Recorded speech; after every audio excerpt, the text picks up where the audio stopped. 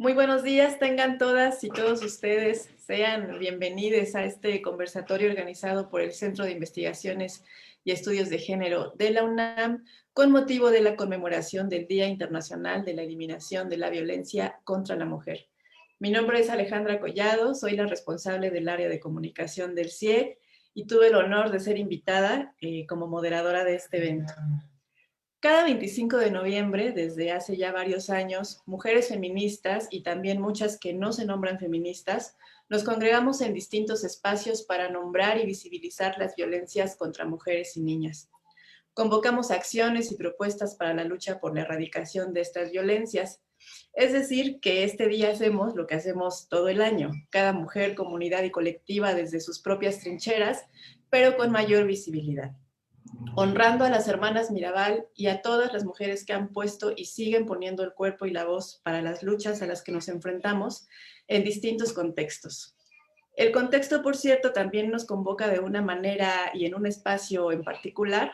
Como bien sabemos, la llegada de la pandemia por el COVID-19 y las medidas tomadas para tratar de tenerla bajo control nos han mostrado las distintas caras de la violencia sin máscaras y sin filtros. Hemos visto recrudecerse las violencias ya existentes y cambiar el sentido completamente a lo que significaba estar en casa. En fin, que esto es lo que nos convoca en este conversatorio que lleva por nombre Violencia contra las mujeres durante la pandemia, en la que tenemos invitadas de lujo. Pero antes de presentarlas, quiero también agradecer a las personas que nos acompañan desde Facebook y recordarles que desde este momento están abiertos los comentarios para que después de una primera intervención de cada participante podamos comenzar a transmitirles sus dudas y comentarios. Ahora sí, brevemente les voy a presentar primero a la doctora Ana Buquet. Ella es investigadora y directora del CIEG, es especialista en estudios de género, sexualidad y educación superior. Es coordinadora del proyecto Institucionalización y Transversalización de la Perspectiva de Género en la UNAM.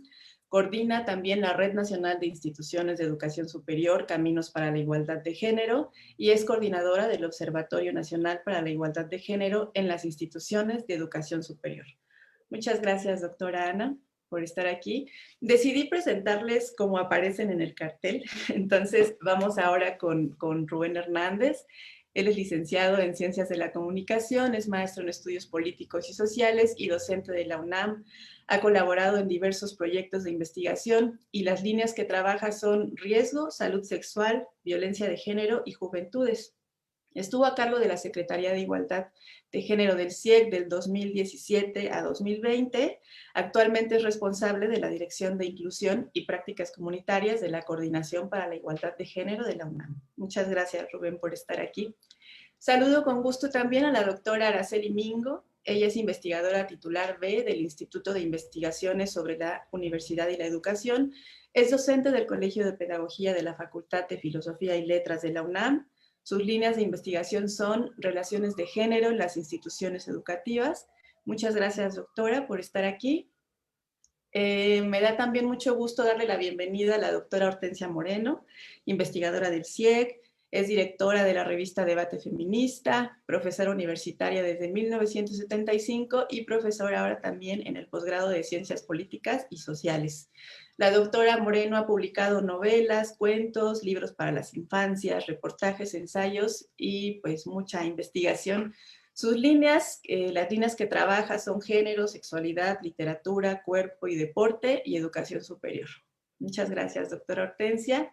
Y para terminar con las presentaciones, le doy la bienvenida también a la licenciada Edith Ortiz, economista, es especialista en el género de la economía por la Facultad de Economía de la UNAM.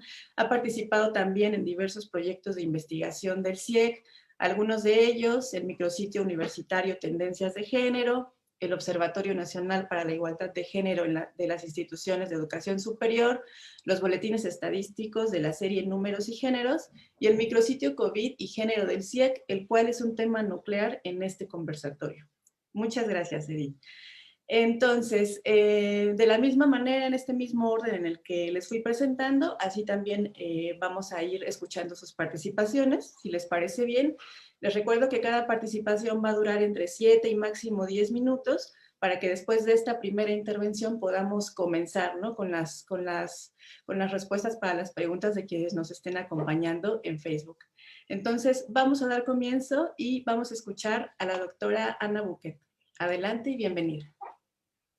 Muchas gracias, Ale Collado, por la presentación, por moderar esta mesa. Muy buenos días a todas y a todos. Gracias a las personas que nos están acompañando en esta actividad. Como dijo nuestra colega Ale, hoy conmemoramos el Día Internacional de la Eliminación de la Violencia contra las Mujeres. Una conmemoración que se lleva a cabo todos los años, porque hasta la fecha no se ha podido erradicar un fenómeno tan grave como es la violencia contra las mujeres, que incluye una gama enorme de comportamientos terribles por parte de los hombres hacia las mujeres, que va desde el acoso en las calles hasta el terrible feminicidio, ¿no? Un fenómeno incomprensible que es el asesinato de las mujeres por el hecho de ser mujeres. Y en este año 2020, la violencia contra las mujeres se ha incrementado prácticamente en todos los países del mundo. Y la causa principal es el confinamiento en los hogares, medida principal para contener la pandemia de COVID-19. El sentido común nos diría que si las mujeres y los hombres se han mantenido mucho más tiempo dentro de sus hogares, el riesgo de que las mujeres sufran violencia debería disminuir, porque nuestras casas tendrían que ser el lugar más seguro para todas y para todos. Sin embargo, esto no es así.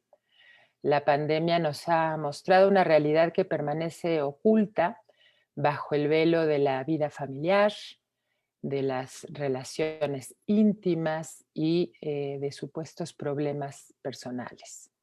Pero estos no son problemas personales, es un problema de carácter estructural que hay que atender desde todas las vertientes posibles.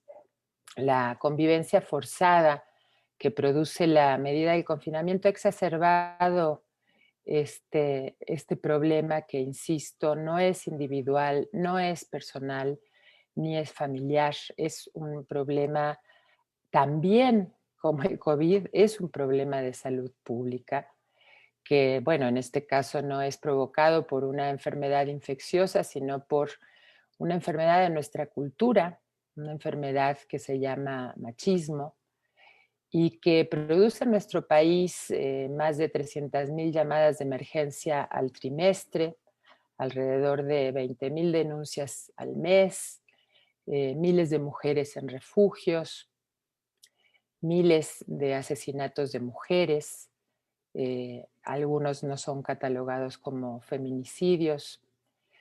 Y bueno, y sabemos además que todas estas cifras son una aproximación porque hay un enorme subregistro de la violencia contra las mujeres, bajas denuncias, etcétera. Y por otro lado, podemos ver que México es un país que cuenta con leyes, ¿no?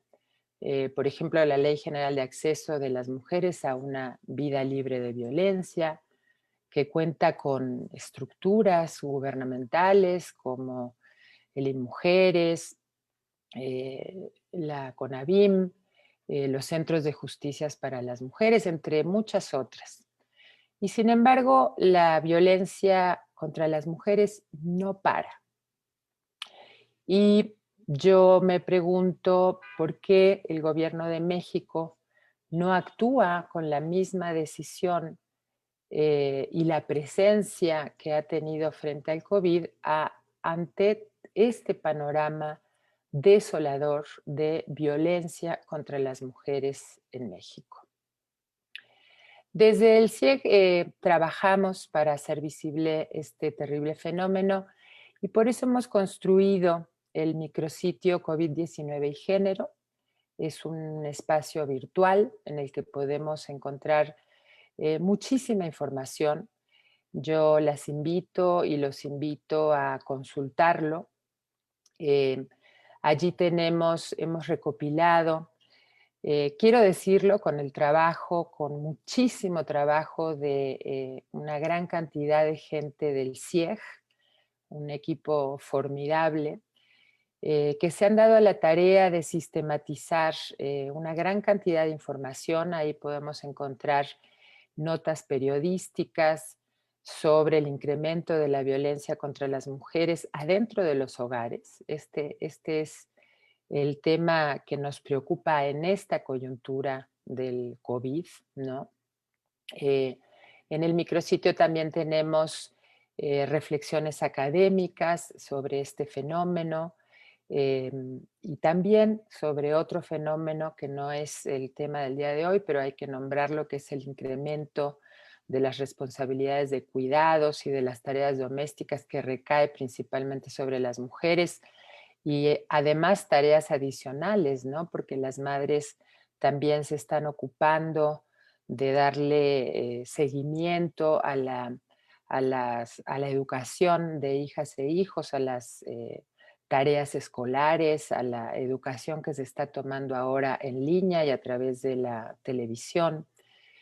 Y bueno, otro aspecto importante de este micrositio es un apartado que se llama datos, ¿no? Que nos muestra justamente los datos que sistematiza el gobierno sobre la violencia contra las mujeres.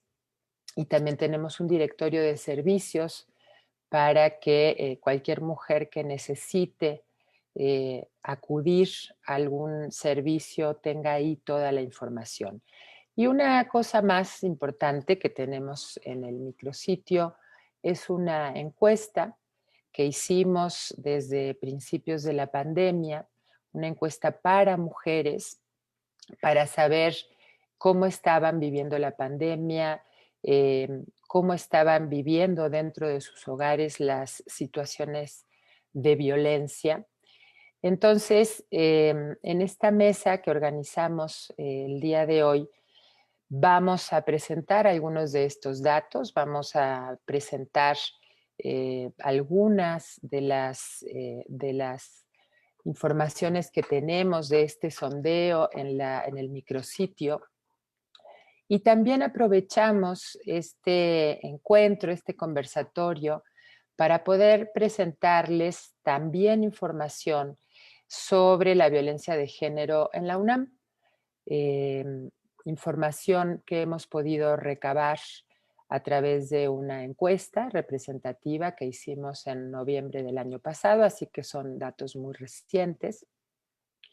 Entonces, sin más, yo le voy a ceder la palabra a mis colegas, que son quienes van a presentarnos toda esta información y nuevamente darles las gracias a todas las personas que están siguiendo esta mesa, este diálogo para hablar sobre la violencia contra las mujeres en la pandemia. Muchas gracias. Muchas gracias, doctora Ana. Efectivamente, pueden acceder a nuestro sitio, al micrositio de COVID y género, desde el sitio del CIEC, que es ciec.unam.mx, por si quieren darse una vuelta al finalizar este conversatorio. Y para darle seguimiento a lo que nos estaba comentando la doctora Ana, vamos a escuchar ahora a la licenciada Edith, que nos va a dar más detalle acerca del trabajo que han realizado en el equipo de investigación. Adelante, licenciada Edith.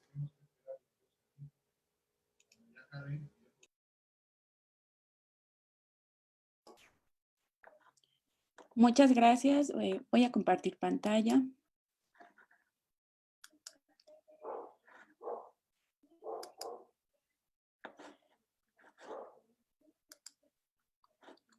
Bien. Buenos días a todas las personas que nos acompañan el día de hoy. Les voy a presentar algunos de los datos que obtuvimos de la encuesta Efectos del Quédate en casa en la vida de las mujeres, violencia durante la pandemia. Bueno, este sondeo tuvo como objetivo conocer algunos de los efectos que tuvo la recomendación Quédate en casa durante la pandemia del COVID-19 en la experiencia de las mujeres respecto a la violencia. Hay que tener algunas consideraciones sobre este ejercicio. Como bien mencionó la doctora Ana, la encuesta estuvo alojada en línea y utilizamos de herramienta el formulario de Google. El periodo en el que se aplicó fue de abril a junio de 2020 y la difusión fue a través de redes sociales. Debido a las estructuras del formulario, no fue posible trabajar algunas respuestas de manera individual, pero rescatamos muchos datos valiosos. Bien, las mujeres que contestaron fueron 22,657. De ellas, 3,023, es decir, el 13,3%, dijeron que sí habían vivido violencia durante la cuarentena. Entonces, los resultados que les voy a presentar se basan únicamente en estas 3,023 mujeres que nos platicaron sus experiencias. Hicimos un perfil para ubicar de qué mujeres estamos hablando. Por ejemplo, en la orientación sexual, el 85% de las mujeres dijo ser heterosexual, seguido del 8,8% que dijo ser bisexual y el 2,2% homosexual. En la ocupación principal, ubicamos el trabajo como una de las que tuvo mayor frecuencia. Por ejemplo, el 46,5% se ubicó aquí, seguido del 19,3% que dijo como ocupación principal los estudios. Después el 17,3% dijo que estudiaba y trabajaba y el 10,9% dijo que se dedica a su hogar. En cuanto al nivel de estudios, el 79% de las mujeres dijo que tiene estudios superiores, es decir, licenciaturas y posgrados, seguido del 18,9% que fue bachillerato y carreras técnicas. Se les preguntó si estudiaban o trabajaban en la UNAM, esto para medir un poco el alcance de la encuesta, y el 68% de las mujeres dijo que no pertenece a la comunidad de la UNAM. En cuanto a los rangos de edad, el 27,4% se encuentra entre 20 y 29 años y seguido de 30 a 49 años, que es aproximadamente el 22%.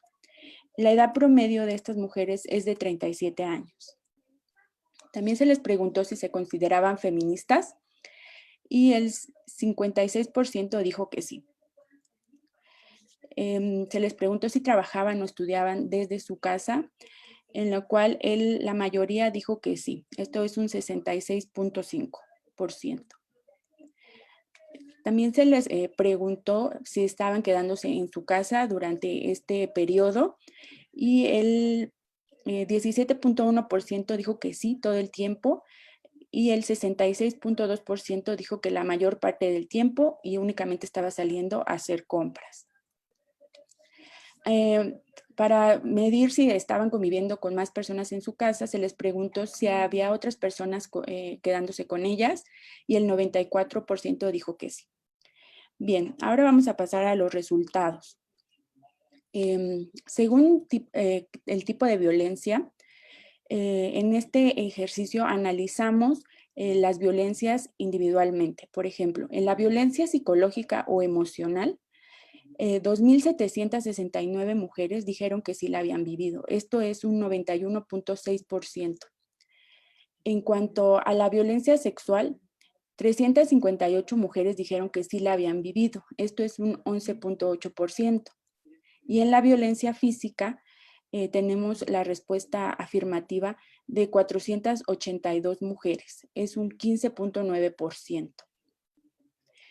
Pero también nos dimos cuenta de que no era únicamente importante analizar las violencias individualmente. También teníamos que ver qué tipo de situaciones y combinaciones de violencia pudieron haber vivido. Y los resultados que obtuvimos fueron estos. Quien vivió violencia física y violencia sexual fueron 57 mujeres. También hubo quien vivió violencia sexual y violencia psicológica al mismo tiempo. fueron 192 mujeres. Y la que tuvo pues fue más alta fue la violencia física con la violencia psicológica, que fueron 387 mujeres, es decir, un 12.8%. De la misma manera, hubo mujeres que vivieron los 3 tipos de violencia en este periodo: la violencia sexual, la violencia física y la psicológica. Ellas fueron 50 mujeres. Con estos datos, pues podemos decir que de las 3.023 mujeres que vivieron violencia durante la cuarentena, 686 vivió más de un tipo. En cuanto a los tipos de agresiones, por ejemplo, en la violencia física, tenemos que aproximadamente el 70% de las mujeres vivió diferentes tipos de agresiones. Entre ellos destaca agresiones con objetos, empujones, golpes y jaloneos. Y pues este mapa nos da un poquito de la información en cuanto a estas palabras que resaltaron en lo que ellas describieron. ¿Quién fue el agresor, ¿quién fue el agresor en la violencia física? Pues aquí destacó la respuesta de la pareja hombre. Y también podemos decir que aproximadamente el 20% de las mujeres también mencionó a más de un agresor. Igualmente, el mapa nos muestra las palabras que más repitieron, que más se repitieron en estas respuestas. En cuanto a la violencia sexual, aproximadamente el 50% de las mujeres dijo que vivió más de un tipo de agresión. Entre ellas destaca la presión para tener relaciones sexuales forzadas, tocamientos no deseados. Y casi el 90% de las mujeres ubicó a la pareja hombre como el agresor en la violencia sexual. Bien, por último, tenemos la violencia psicológica, en cuanto a que el 75% de las mujeres también vivió varios tipos de agresiones. Y van a resaltar las amenazas, los chantajes, gritos, insultos y maltratos. Aquí el mapa nos resalta pues estas tipos de agresiones que se mencionaron. Y de igual manera, pues en la violencia psicológica, el 44.1% de las mujeres, que fue el mayor porcentaje, pues ubicó al agresor como pues su pareja hombre. Y el 25.5% de las mujeres, pues ubicó a más de un agresor.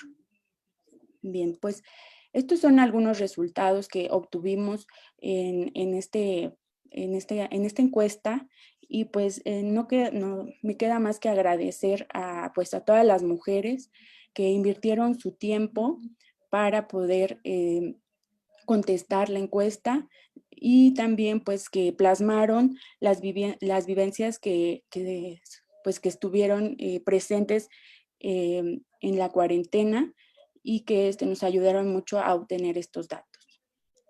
Muchas gracias. Muchas gracias, licenciada Ortiz, por el desglose de estos datos tan importantes. Ahora es momento de escuchar las reflexiones de la doctora Hortensia Moreno al respecto. Hola, buenos días. Muchas gracias por este espacio. Muchas gracias a las personas que nos acompañan. Una de las partes de este conversatorio es la intención que tenemos de presentar el proyecto de investigación en que estamos ahora involucradas, que no se refiere específicamente a la violencia de género, pero que tiene desde luego un renglón que la trata de entender. Voy a compartirles pantalla para que vean de qué se trata este proyecto. Entonces, les quiero contar que en el año pasado llevamos a cabo esta encuesta sobre condiciones de igualdad y equidad de género en la UNAM. Se trata de un proyecto universitario que quiere abarcar pues a toda la comunidad universitaria y que tiene una pregunta principal, que es esa, la de cómo está la igualdad o la desigualdad de género en la universidad. Entonces, desde luego se trata de un trabajo muy profesionalizado que estuvo a cabo de una empresa que se llama Suazor Consultores y que es la empresa que el Centro de Investigaciones y Estudios de Género, auspiciado por la Comisión Especial de Equidad de Género del Consejo Universitario, gestionó para que llevara a cabo este trabajo. La elaboración del instrumento es parte del trabajo que estamos llevando a cabo de investigación como equipo, la doctora Ana Buquet, la doctora Araceli Mingo, el maestro Rubén Hernández, la maestra Edith Ortiz y una servidora Hortensia Moreno. Somos un equipo de trabajo que lleva ya varios años investigando de qué se tratan las condiciones de las mujeres y las relaciones de género en la Universidad Nacional Autónoma de México. Desde luego este proyecto fue financiado por la Administración Central de la UNAM y el levantamiento se llevó a cabo del 9 de septiembre al 25 de noviembre del año pasado. El objetivo que nos planteamos al diseñar esta encuesta fue obtener información estadística que nos permite identificar a través de distintos ejes temáticos tendencias de avance, mantenimiento y o retroceso sobre las condiciones de igualdad de género en la UNAM. Desde luego, pues, voy a insistir en que la encuesta no se dedica exclusivamente a investigar acerca de la violencia de género, porque entendemos que el problema de la violencia está imbricado en el conjunto del fenómeno que denominamos de manera muy general la desigualdad de género. Entonces, abordamos en esta encuesta otros temas. Nuestros ejes temáticos son 5 y son estos que estamos presentando: uso del tiempo, ambiente institucional, violencia de género, discriminación por motivos de género y trayectorias académicas y profesionales.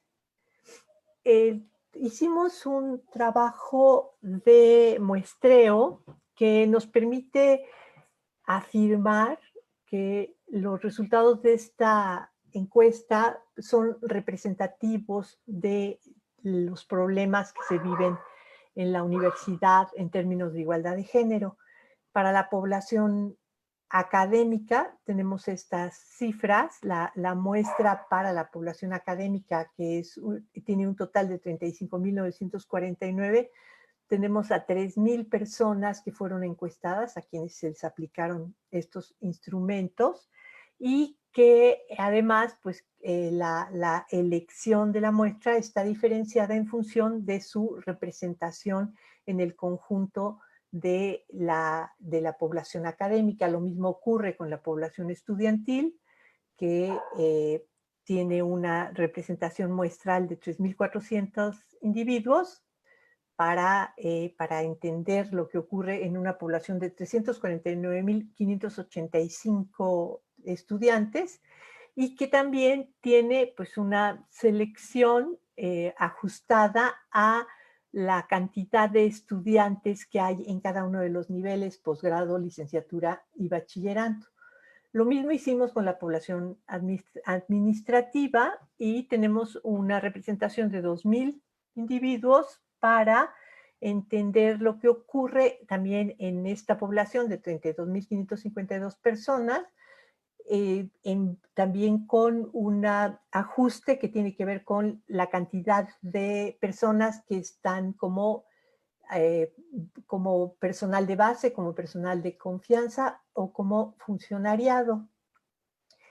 En el caso específico de la violencia de género, hemos estado trabajando, pues, en una especie como de gradación de la violencia, de manera muy interesante. Como definimos en este instrumento, o como lo abordamos, la violencia está relacionada con el tema de la sexualidad, yo creo que todavía nos toca y nos queda resolver muchos problemas teóricos, muchos problemas conceptuales que tenemos que pensar y que tenemos que discutir, entre los cuales se me ocurre ahorita así de manera inmediata, si podemos decir que toda la violencia sexual es violencia de género, o si toda la violencia de género es sexual.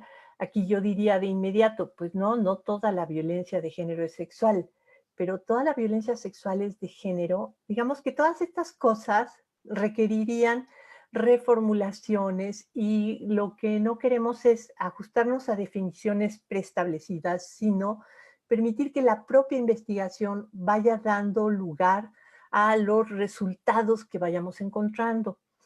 En el instrumento que aplicamos a las 3 poblaciones, hicimos esta pregunta que tiene que ver con 13 conductas diferenciadas que están graduadas, digamos, de la más leve a la más grave, y que lo que permiten es ver de qué forma hay una percepción y una tolerancia o una falta de tolerancia a conductas que en muchos casos hemos vivido culturalmente como conductas muy naturalizadas y que desde luego tienen una presencia en los espacios universitarios que desde luego permiten entender por qué en los últimos meses, yo diría, en lo que ha ocurrido del año pasado al año presente,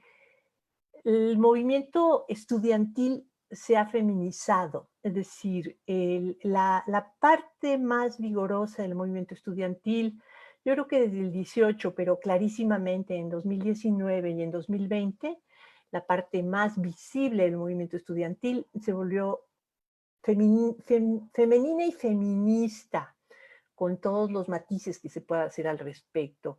Y una de los reclamos, o quizás el reclamo más importante, el reclamo más urgente de este movimiento estudiantil es atender a la posibilidad de que estas 13 conductas, digamos, estas 13 conductas que se pueden manifestar de muchísimas maneras,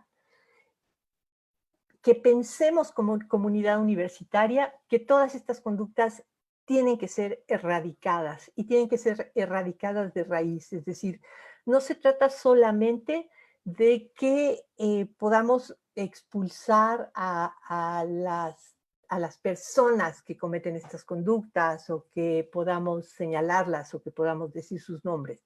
Se trata sobre todo de que estas 13 conductas desaparezcan de la interacción entre mujeres y hombres en el espacio universitario.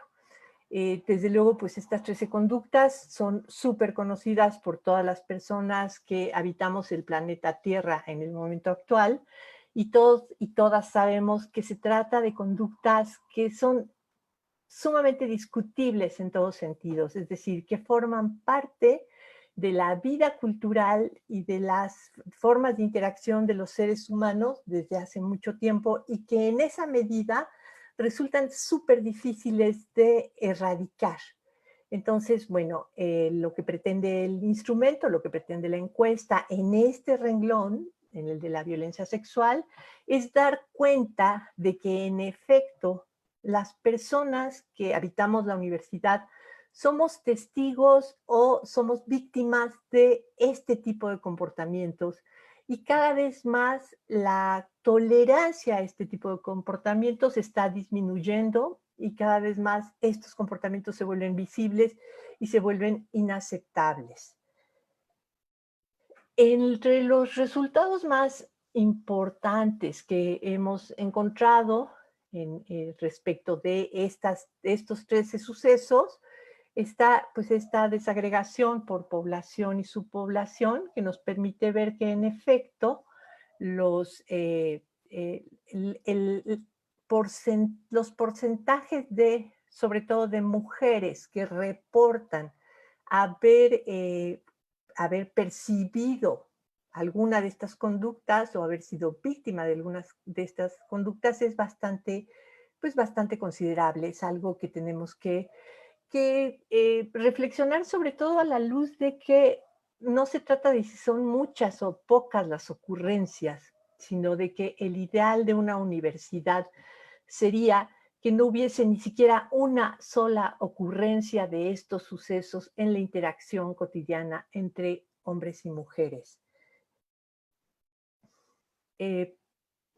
Por último, ya para ir cerrando esta parte de la exposición, nos encontramos, bueno, que aquí hay una coincidencia muy clara entre esta encuesta y el sondeo del que habló Edith Ortiz hace unos momentos, y es que el tema de género pues está presente de manera muy aguda en el problema de eso que denominamos como violencia sexual. Desde luego, el sexo de la figura hostigadora según tipo de población y sexo, es decir, aquí de lo que estamos hablando es de quienes hostigan con mayor frecuencia tanto a mujeres como a hombres, y lo que nos encontramos es que pues en la enorme mayoría de los casos, tanto si la población hostigada es de hombres como si es de mujeres, pues la figura hostigadora es un varón. Y bueno, esa sería mi presentación y le doy espacio a las siguientes personas. Muchas gracias, Orte, por las reflexiones y los resultados que nos compartes. Aquí resalto la importancia, ¿no?, de la perspectiva feminista en la investigación y pues el reconocimiento, ¿no?, a los movimientos estudiantiles en la reproducción de esta violencia, que en realidad es una reproducción de violencia que existe ya en todos los espacios y aquí viene, ¿no?, a seguir como en este ciclo. Entonces, como les decía al inicio en la presentación, pues esta visibilización, este trabajo es algo que se realiza de manera permanente, ¿no?, desde el feminismo, desde la academia y desde el CIEF. Entonces, vamos a seguir con las intervenciones de los participantes. Vamos a escuchar ahora a Rubén Hernández. Te escuchamos, Rubén. Sí, muchas gracias, Alejandra, con todo gusto. Yo quisiera decir solo como preámbulo antes de iniciar que para mí es un gusto, una alegría estar con ustedes aquí, sobre todo con mis colegas integrantes del grupo de investigación sobre género y educación superior, Ana, Edith, Hortensia y Araceli, y también en este espacio que quiero tanto, que es el Centro de Investigaciones y Estudios de Género. Por mi parte, me corresponde presentarles de la misma investigación de la cual habló Hortensia, los resultados correspondientes a la población administrativa para conocer cuáles son las violencias y las dinámicas de las violencias contra las mujeres en este sector universitario. Y si me permiten, les voy a compartir rápidamente también mi pantalla.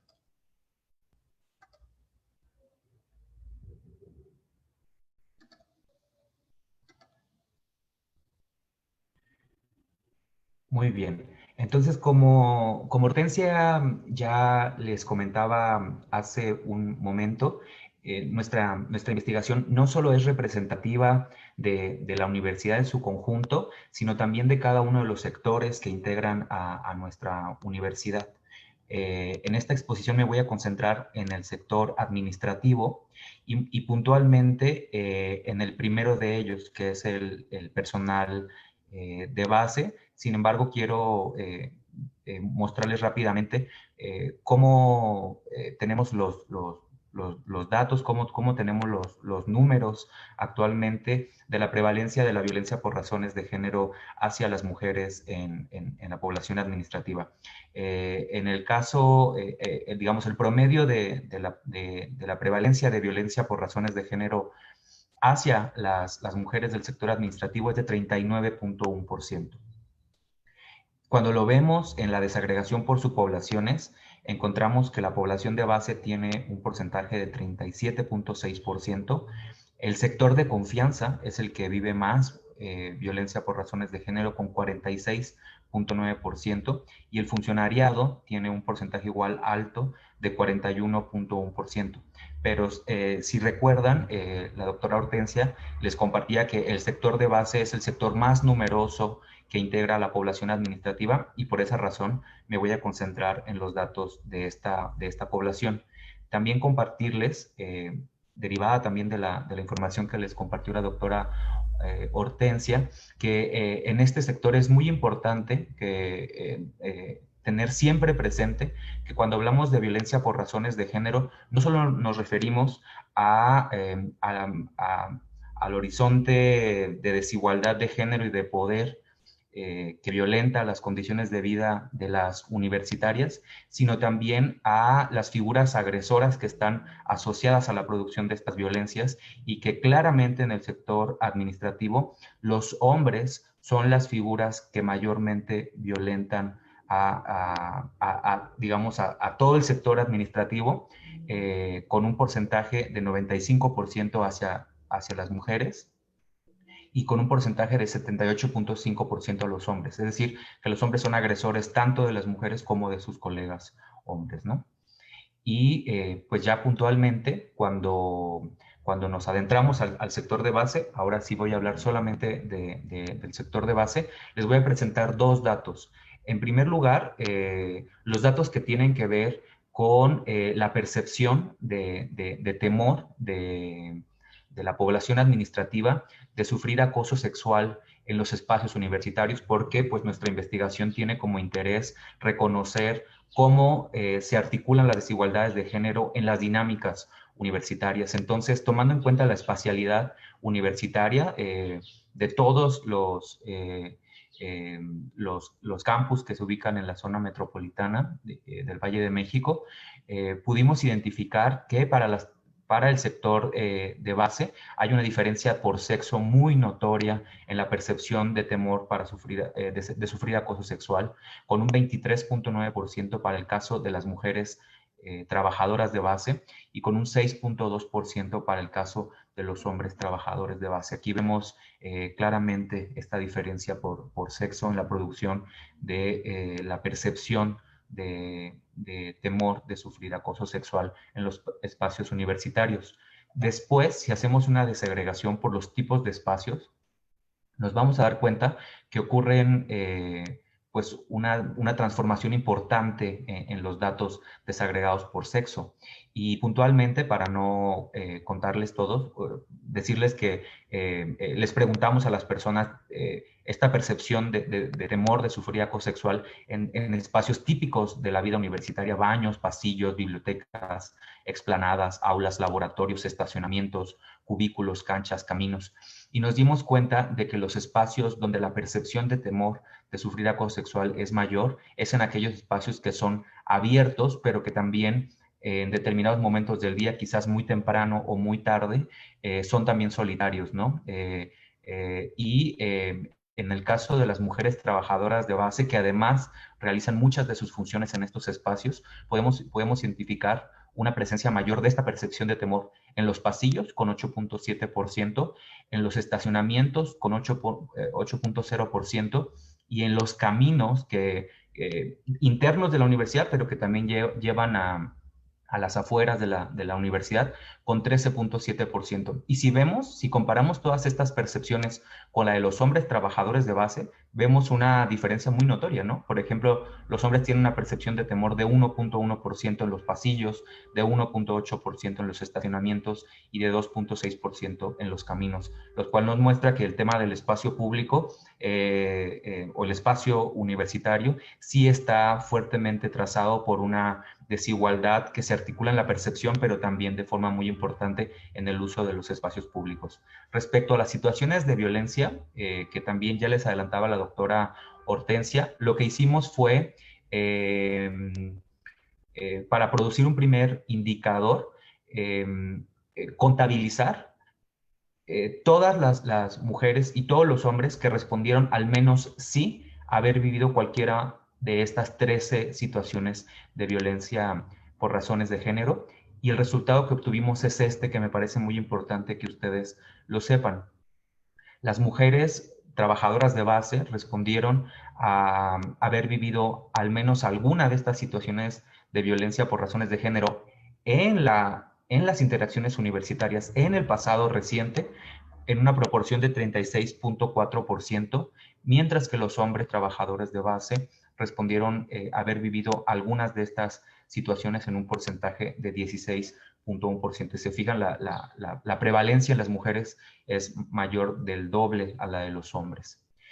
Y bueno, después cuando nos preguntamos cómo se distribuyen estos dos porcentajes, pues lo que hicimos fue ver en qué actos de violencia de género se concentran la mayor prevalencia de respuestas afirmativas por parte de las mujeres o de los hombres de haber vivido estas situaciones de violencia por razones de género, ¿no? Y nos dimos cuenta que se concentran fuertemente en las primeras tres: comentarios, miradas y bromas, con un porcentaje para las mujeres de 19.9% en los comentarios, de 24.3% en las miradas y de 13.5% en las bromas. Decirles aquí que estas respuestas no son excluyentes, así que una mujer, como ya se los presentaba también la maestra Edith en el caso de la encuesta sobre violencia durante la pandemia, pues una misma mujer puede vivir más de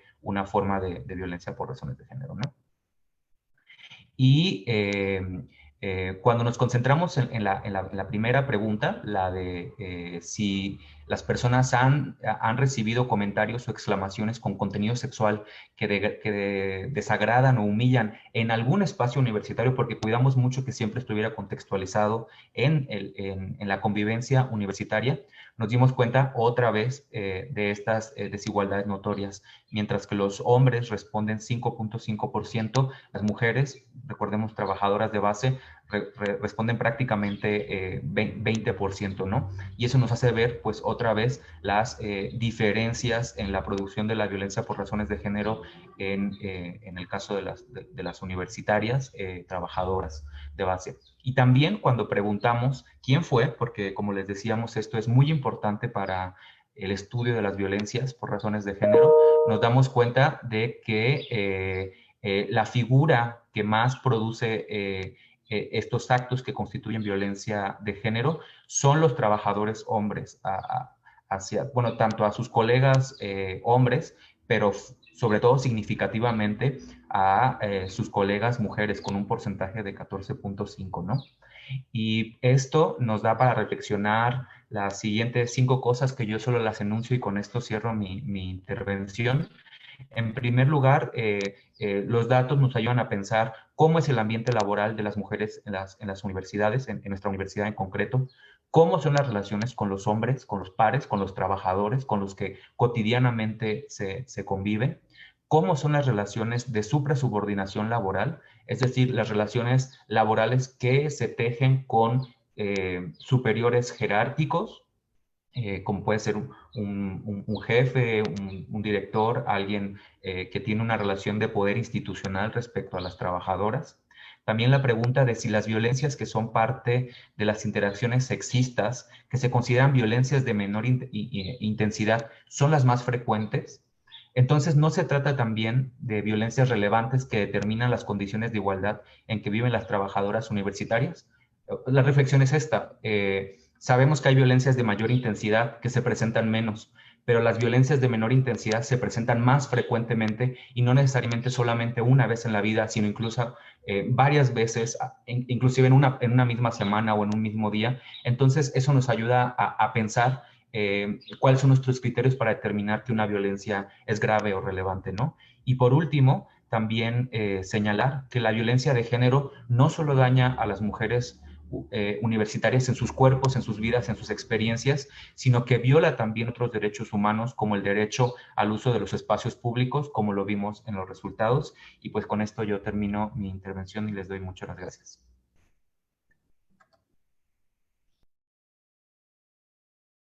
En los que pues podemos reflexionar justamente sobre la desigualdad de género, ¿no? Como fuente de todas estas violencias. Entonces, ahora es momento de escuchar a la doctora Araceli Mingo, no sin antes recordarle a las personas que nos acompañan en el Facebook que pueden mandarnos sus preguntas a través del chat, y aquí se las estamos haciendo llegar a las y los ponentes, para que una vez acabando esta intervención, empecemos con esta conversación y esta discusión. Adelante, doctora. Hola, ¿qué tal? Buen día.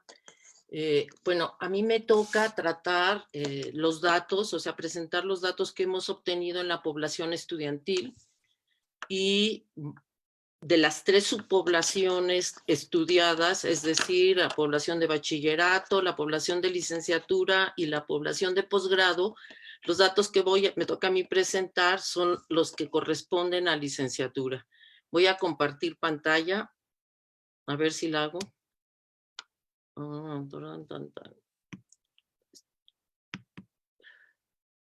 Sí, ¿verdad?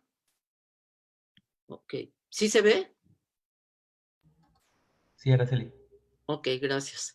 Bueno, déjenme nomás reducir esto porque si no, no veo nada. Ok, bueno.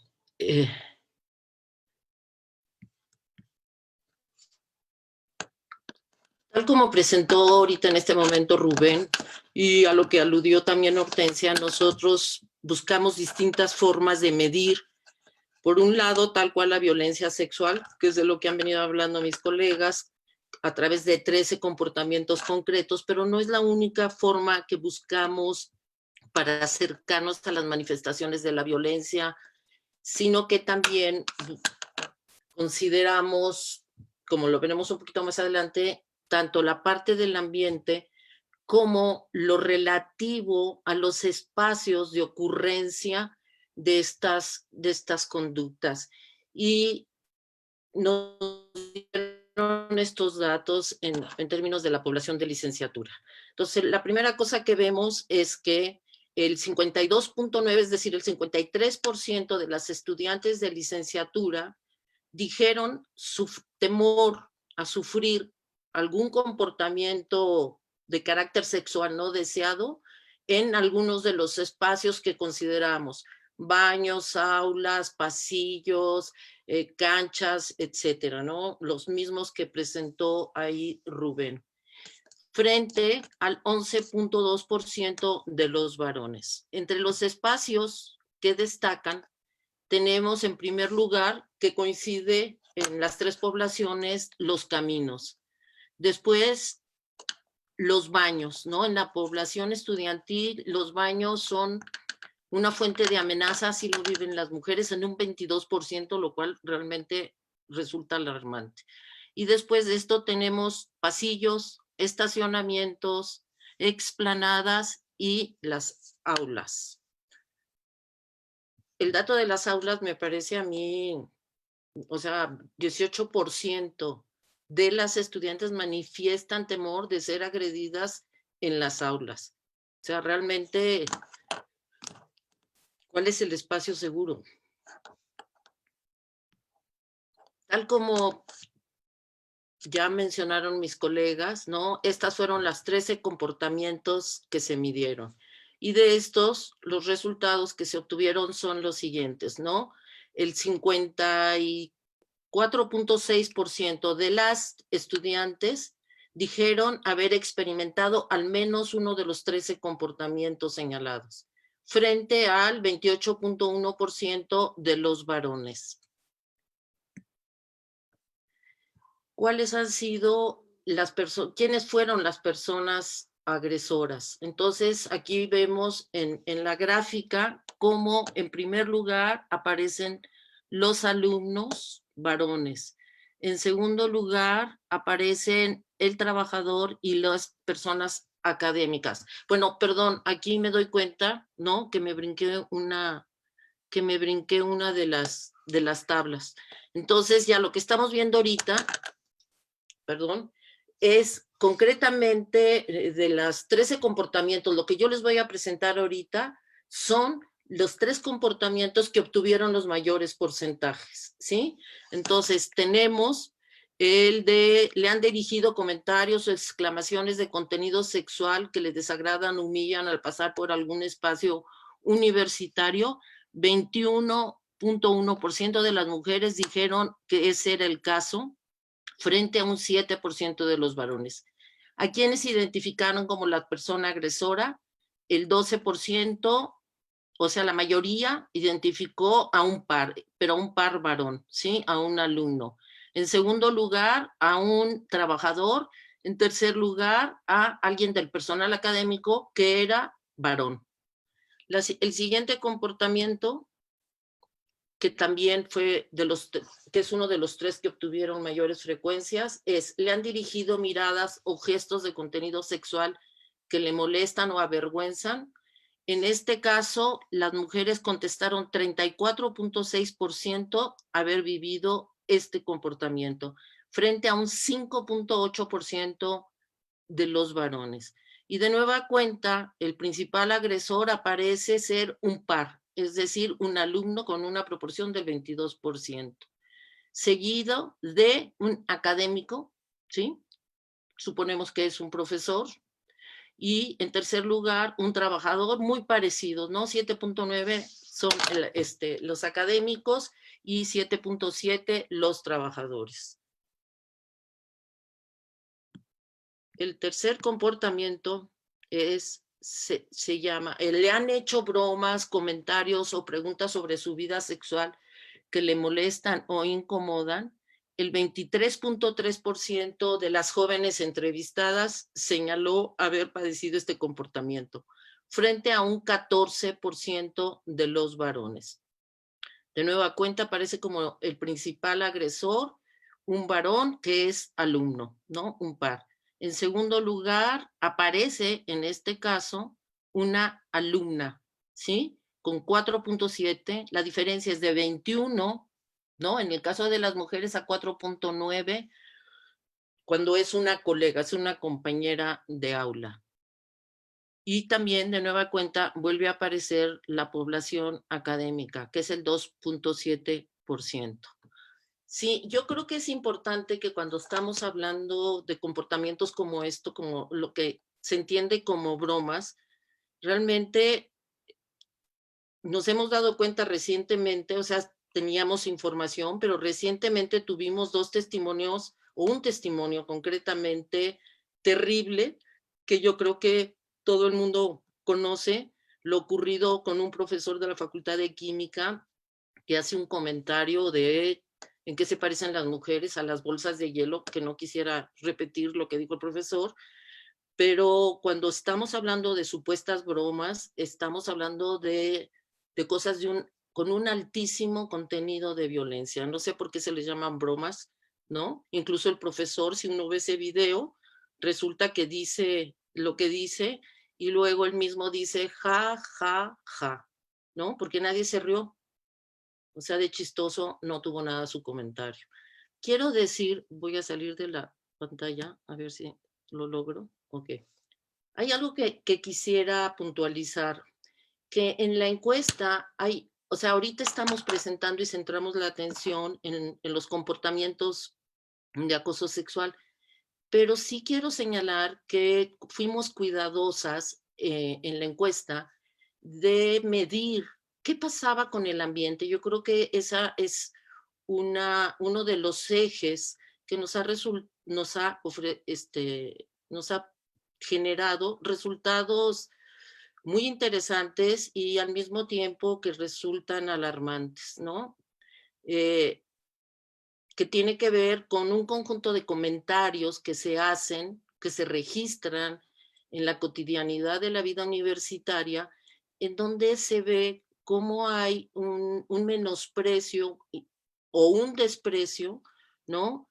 Respecto a lo que significa ser mujer, ¿no? Eso está basado en una serie de prejuicios que no llamaría de sentido común, sino simplemente visiones absolutamente sesgadas respecto a lo que son las mujeres.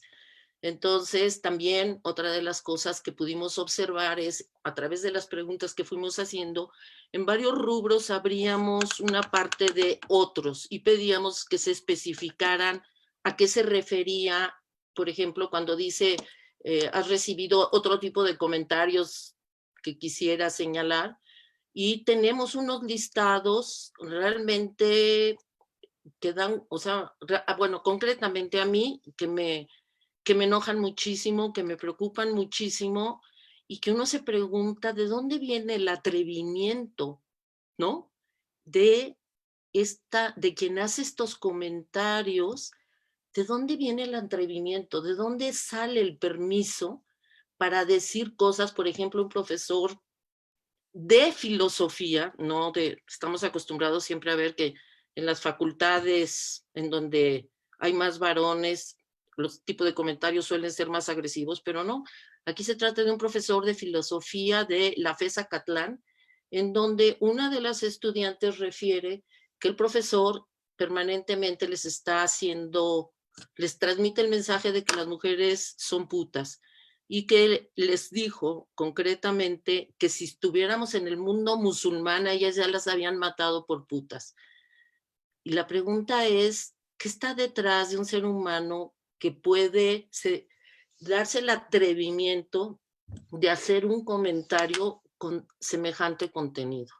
Son el tipo de preguntas, ¿no?, que desde hace mucho tiempo nos están dando run run en la cabeza y que discutimos continuamente, pero bueno, ya no quiero abundar, simplemente quiero señalar que si bien ahorita centramos la atención en lo correspondiente al acoso sexual, la parte, el eje relativo ambiente también da resultados muy interesantes, ¿sí? En términos de identificación de la forma en que el ambiente puede ser francamente muy hostil para las universitarias. Bueno, pues por el momento yo no tengo nada que decir. Agradezco su atención. Muchas gracias, doctora Araceli. Fue una participación también que nos deja muchas reflexiones, que pone temas a discusión. Aquí lo que podemos ver en general con lo que han compartido cada una de nuestras ponentes, pues es que justamente estamos hablando de estos dos espacios en los que en teoría tendríamos que estar o sentirnos a salvo, y está sucediendo como todo lo contrario, ¿no? Entonces, es momento de abrir la discusión, de que empecemos a leer las preguntas, los comentarios que vienen por acá. Les voy a pedir, por favor, que prendan su cámara para que podamos vernos todas y todos. Y vamos a comenzar leyendo algunos de los comentarios que han dejado a través de nuestras redes sociales. Por ejemplo, Joana Rodríguez felicita el trabajo de la doctora Hortensia.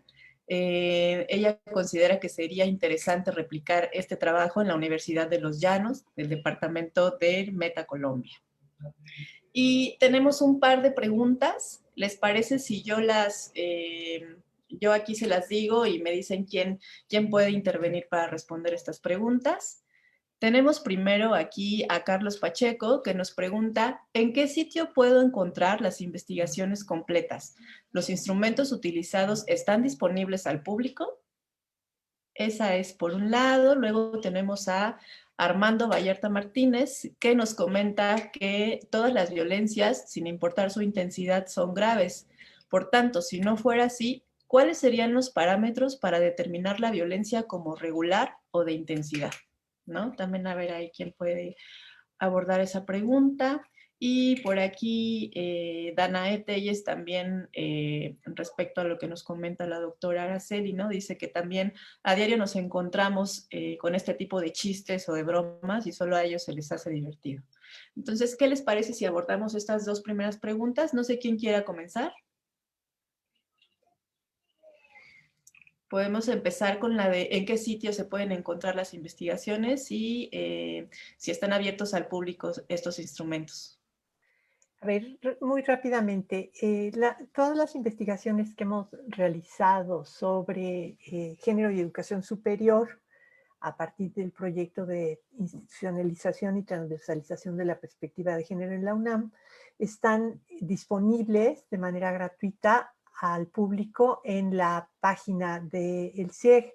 Entonces ustedes entran a la página www.cieg.unam.mx y allí buscan en publicaciones o buscan en igualdad, ¿no? O sea, díganme, Rubén, Ana, por favor, exactamente en dónde están, pero allí están todas las radiografías, es decir, toda la información estadística acerca de las relaciones de género en la UNAM desde 2006 hasta la fecha. Están el libro Intrusas en la Universidad, es decir, está una enorme cantidad de investigación que ya está publicada y que pueden bajar de allí.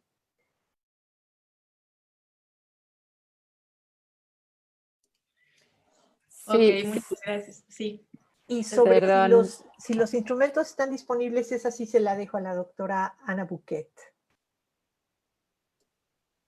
Sí, muchas gracias, Orte, muchas gracias, Ale. Efectivamente, toda esta información está disponible en el sitio del CIEG. Tal vez para facilitarles el acceso, puedo yo compartirles pantalla para mostrarles, a ver si... Este es el sitio del CIEG, como ustedes verán. También aprovecho para mostrarles que tenemos un pronunciamiento del centro en el marco del 25 de noviembre. Y en esta pestaña de igualdad de género, ustedes ven que aquí hay estudios y estadísticas, y si entramos a este apartado pueden ver la radiografía, que fue la primera que hicimos en el 2006, pero luego la actualización de estas radiografías durante los años 2009, 12 y 15, el sistema de indicadores, la encuesta, no la del 19, sino la de 2009-2010, intrusas en la universidad y una gran cantidad de boletines estadísticos que hablan y de hojas informativas sobre condiciones de desigualdad, básicamente en la universidad, pero también en otros espacios sociales. Y respecto a los instrumentos, claro que sí, todo el trabajo que realizamos en el CIEG nos interesa que sea público, que sea accesible para todo el mundo, nos interesa la transferencia del conocimiento que generamos en el CIEG. Entonces, si nos dejan sus datos para informarles cuál es el procedimiento para obtener estos instrumentos. Y respecto a la pregunta o al comentario que hace Armando, porque entiendo que esta primera pregunta era de Carlos Pacheco, la pregunta que hace Armando Vallarta sobre las violencias, yo coincido plenamente con Armando. Todas las violencias son graves y lo dijeron mis colegas, no debería de existir ningún acto de violencia ni dentro de los espacios universitarios, ni por supuesto dentro de los hogares, ni en las calles, ni en ningún espacio, pero sí hay que, digamos, desde la academia es necesario entender que las violencias son diferentes, ¿no? Que hay violencias más graves que otras porque perjudican de mayor manera a las personas, ¿no? Entonces, aunque quisiéramos que desaparezcan todas, no podemos comparar un comentario eh, sexual no deseado a una violación o al asesinato de una mujer, ¿no? Entonces, en este sentido, sí es necesario que podamos distinguir y conocer y entender cada una de estas formas de violencia. Muchas gracias, doctora Ana. ¿Alguien más quiere continuar con esto o seguimos con las preguntas que tenemos aquí? Miren, aquí tengo un comentario de Maffer que dice que es excelente información, agradece por la compartición de conocimientos. Y por aquí tenemos también alguna otra pregunta. Felicitaciones a la doctora Hortensia, ¿no? Flor Ruz nos dice que ojalá la UNAM, desde su experiencia, propusiera una iniciativa para que todas las universidades del país se realizara un diagnóstico y en función de los resultados construir estrategias. También Rosario Ayala felicita por las investigaciones y pregunta, según los resultados de esta nueva investigación y considerando que ya tenían otra investigación previa, ¿ha aumentado la violencia en las relaciones de género? ¿Quién le puede responder a Rosario? La doctora Araceli. Prende tu micrófono, Ara, por Micrófono. favor. A ver, perdón, yo ahorita no tengo frescos más que algunos datos, específicamente los datos sobre la población de licenciatura, porque es una cantidad de información la que hemos estado trabajando y como son un N número de ejes, etcétera, entonces, pues ahorita en este momento lo que te puedo decir es que en la población de licenciatura hubo un incremento de 5 puntos porcentuales. O sea, de cuando escribimos intrusas al día de hoy, de cuando se aplicaron las encuestas han pasado 10 años. Y en esos 10 años, en la población de licenciatura, tuvimos un incremento de 5 puntos porcentuales. Eso sí, pasamos porque antes era, ahorita estamos en el 53, teníamos el, 49, si no estoy mal, ¿no? Entonces a lo mejor son 4 puntos porcentuales. Yo me acuerdo hace poquito que estuve viendo que eran 5 puntos porcentuales, entonces ahí sí. Y otro dato que me acuerdo que tengo fresco es en la población académica hubo un incremento en lo que dijeron las investigadoras. También algo era alrededor de 4 también o 5 puntos porcentuales el incremento en la población de investigadoras. No sé si, ¿qué recuerdan ustedes? O sea, ¿qué quieran añadir mis colegas? Yo me gustaría complementar la pregunta porque no es una información lineal en términos de que podamos realmente medir la violencia como un dato objetivo. Estamos midiendo algo diferente que un dato objetivo. Estamos midiendo la percepción de la violencia. Entonces no podemos asegurar que la violencia haya aumentado o haya disminuido. Lo que sí podemos asegurar es que la tolerancia a la violencia en contra de las mujeres está disminuyendo. La tolerancia a la violencia de las mujeres a lo largo de todo el siglo XX se... Se apagó el micro, doctora Hortensia. Perdón. No sé ni a qué hora se me apagó.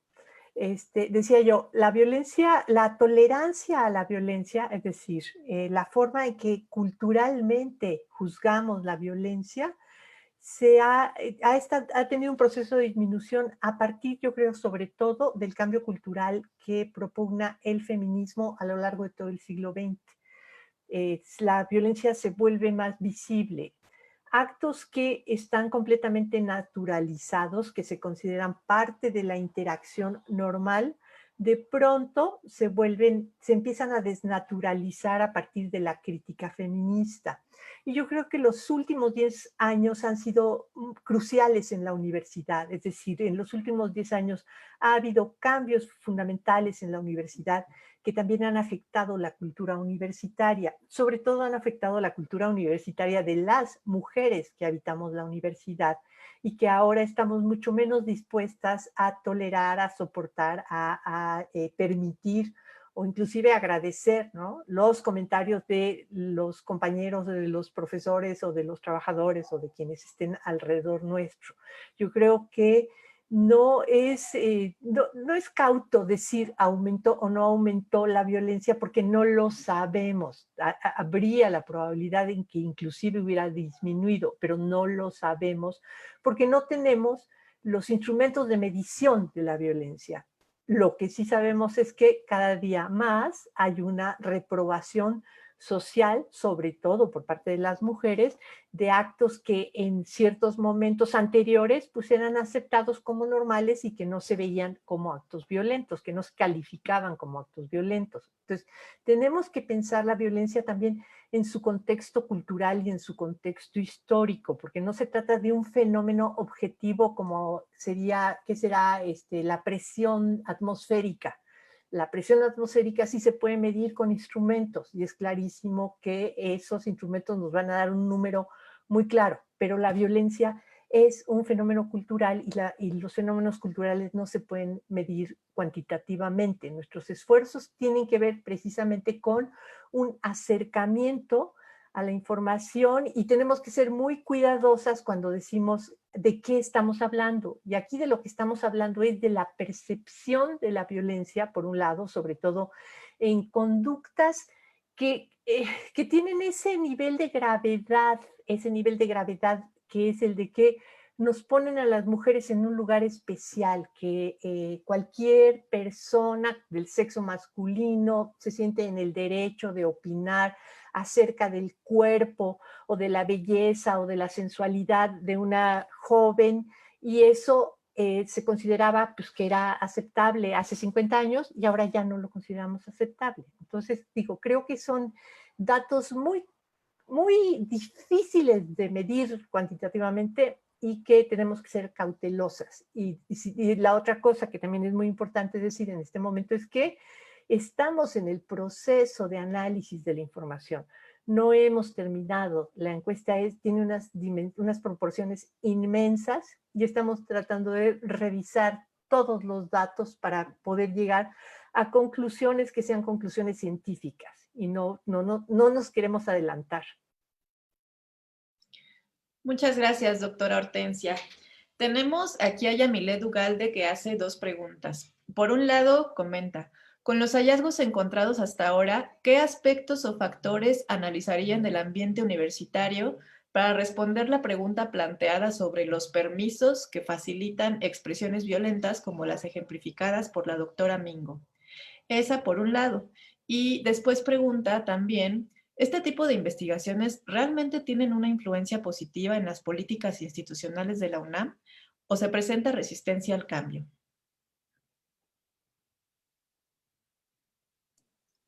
Bueno, yo quisiera primero saludar a Yamilet.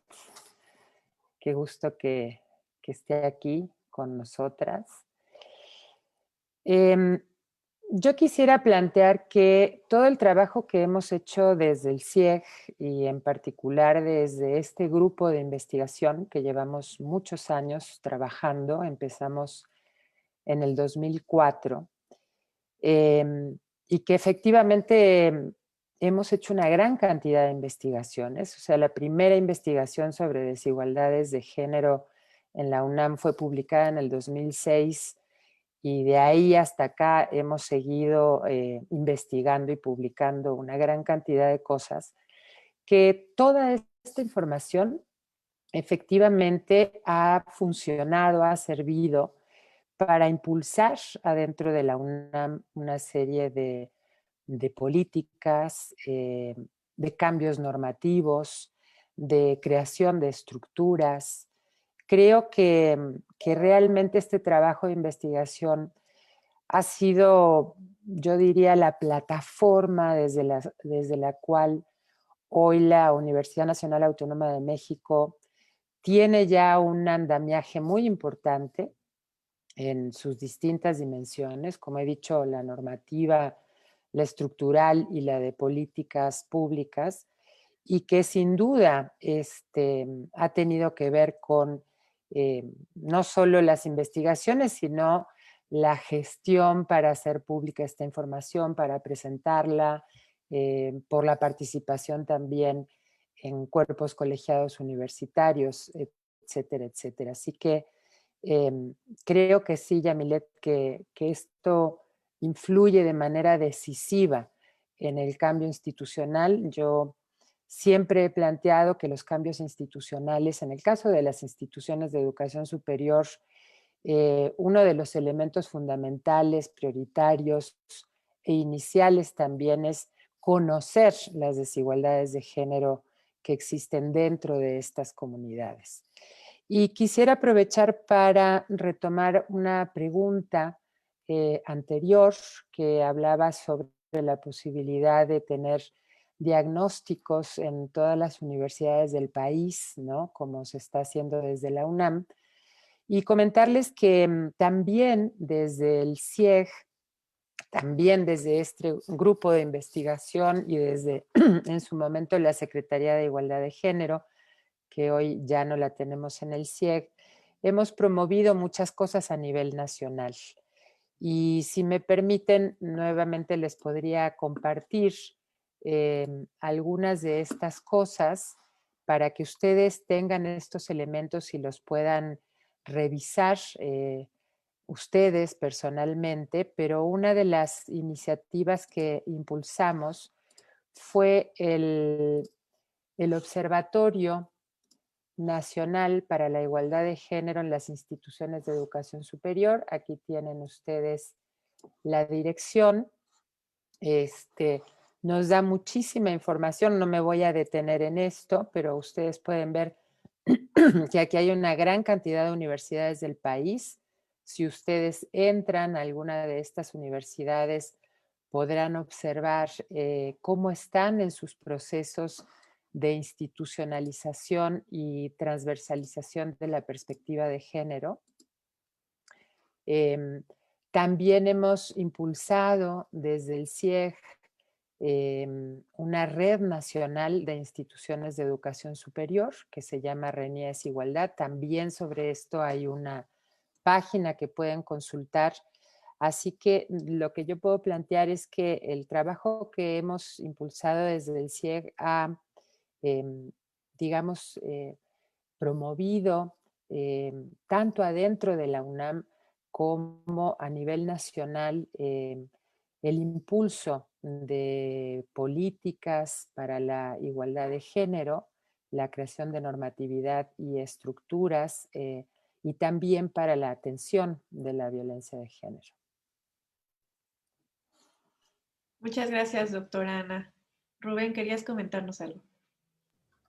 Sí, muchas gracias, Alejandra. También sumarme a lo que ha dicho la doctora Ana, algo muy breve que yo quiero decir, es que algo que yo observo es que en el caso de los resultados de estas investigaciones, además de aportar al diseño de política institucional, yo considero que ha habido un proceso de apropiación por parte de los grupos estudiantiles de mujeres organizadas y que eso también ha aportado muchísimo a la transformación de la universidad, porque cuando tenemos contacto con los pronunciamientos, con las protestas, con las demandas, lo que yo observo es que paulatinamente hay una conversación en términos de no solo de las demandas de los grupos organizados, sino también de la búsqueda de los grupos organizados de mujeres de que se cumpla la normatividad universitaria. O sea, ha habido un proceso muy fuerte, no solo de pensar la política institucional como algo que se emite desde las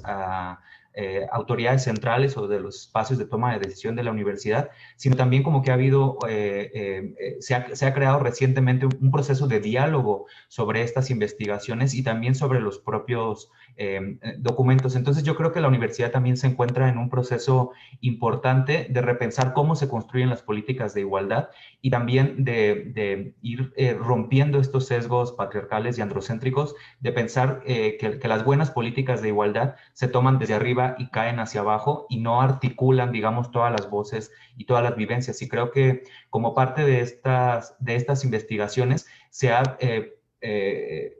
le ha dado un lugar protagónico también a la vivencia y a las condiciones de vida de la comunidad universitaria, porque ninguna política se puede diseñar imaginándose cómo es la realidad, sino que tiene que tomar en cuenta evidencias, ¿no? Y creo que aspirar a tener una política de igualdad de género con base en evidencias es el gran sueño de nuestra universidad, porque en la medida en que esté basada en evidencias, pues va a atender problemáticas particulares. Por eso un poquito nada más decir sobre esta pregunta que hacían sobre si hay que tomar como relevante los diferentes tipos de violencia y tomar en cuenta que no todas son idénticas, pues sí, sí es muy importante, porque para poder diseñar políticas a la medida tenemos que identificar que no todas las violencias son iguales, que no todos los agresores operan a partir de las mismas relaciones de poder, que no todas las violencias se producen en los mismos contextos ni tienen los mismos efectos sobre la vida universitaria, y por eso tenemos que diseñar no una política, sino una política de políticas muy encarzada a la reflexión y al trabajo que hacen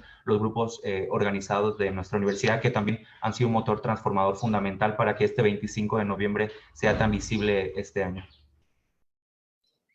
Muchas gracias, Rubén. Pues vamos a continuar aquí con las preguntas y comentarios. Fabiola Teresa Vargas nos dice que es muy interesante todo este trabajo de investigación colectiva, ¿no? Y pregunta su opinión acerca de las violencias de menor intensidad como parte de un proceso al riesgo de vivir eventos de violencias intensas, que yo creo que es un poco darle continuidad a lo que ya han venido mencionando. Y menciona también ella la necesidad de trabajar con la población poniendo énfasis en las masculinidades, ¿no? Que es una propuesta que parte también desde la perspectiva de género. No sé quién quisiera ahondar en esta parte.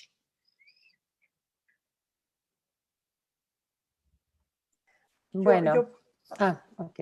Pasan. Hortensia. ¿Yo? Bueno, nos estamos arrebatando el micrófono. No, creo que el trabajo de género siempre es el trabajo sobre los hombres y las mujeres. No podemos descuidar uno de los aspectos de la ecuación. La desigualdad se establece de forma relacional y pues las relaciones de igualdad tienen también que estar pensadas de forma relacional. Entonces, creemos que un factor cultural muy importante pues, es la construcción de masculinidades diferentes. Creemos que hace falta realmente trabajar con la población masculina para hacer una labor, yo diría, casi de convencimiento. Es decir, hace falta que muchos varones se den cuenta de que el mundo ya cambió, de que las relaciones de género no pueden seguir siendo las mismas. Y hace falta, pues, establecer nuevas reglas de convivencia. Yo creo que esta es una parte en la que, en efecto, los movimientos estudiantiles están teniendo un papel importantísimo, pero que no puede quedarse solamente en la fase punitiva, en la fase de la persecución de quienes cometen las infracciones. En primer lugar, pues hace falta establecer de manera mucho más clara, no sé si en las legislaciones, en los códigos éticos, en las formas de la interacción más inmediata, que en efecto hay conductas que ya se consideran infractoras, que son conductas que no son aceptables, y hace falta que las enunciemos de manera mucho más clara. Hace falta además entender por qué se han vuelto mucho menos aceptables. Digamos, yo me referiría al debate acerca del famoso piropo, ¿no? O sea, ¿por qué hay un problema con el piropo? Bueno, pues no es fácilmente explicable. Hay que explicarlo desde el punto de vista de cómo han cambiado las costumbres entre las personas y de qué forma ahora las mujeres, muchas mujeres, pues no van a aceptar ni siquiera un piropo pensado como ese halago que se hace pues a la presencia de una mujer, por razones muy específicas. Y esto tiene que ser discutido públicamente y esto tiene que salir a la luz en discusiones con los hombres. Y los hombres tienen que reeducarse, tienen que reaprender las reglas de la convivencia y sobre todo tienen que aprender que están ante personas con la misma dignidad que ellos, que no pueden situarse ya en un escalón por encima, que no pueden seguir defendiendo la supremacía varonil como un valor fundamental de las relaciones humanas, sino que tienen que bajarse de su escaloncito y ponerse a la misma altura que las mujeres y vivir pues, en un mundo igualitario. Va a ser difícil, es decir, tenemos que convencer a los hombres de que renuncien a sus privilegios. Y esto es muy complicado, obviamente, ¿no? Desde luego hay resistencias, y hay resistencias culturales que están profundamente arraigadas en las formas de las relaciones de género. O sea, las relaciones de género son eso precisamente, relaciones de poder que producen privilegios, que producen diferencias y que producen ventajas para las personas que se sitúan en posición de supremacía.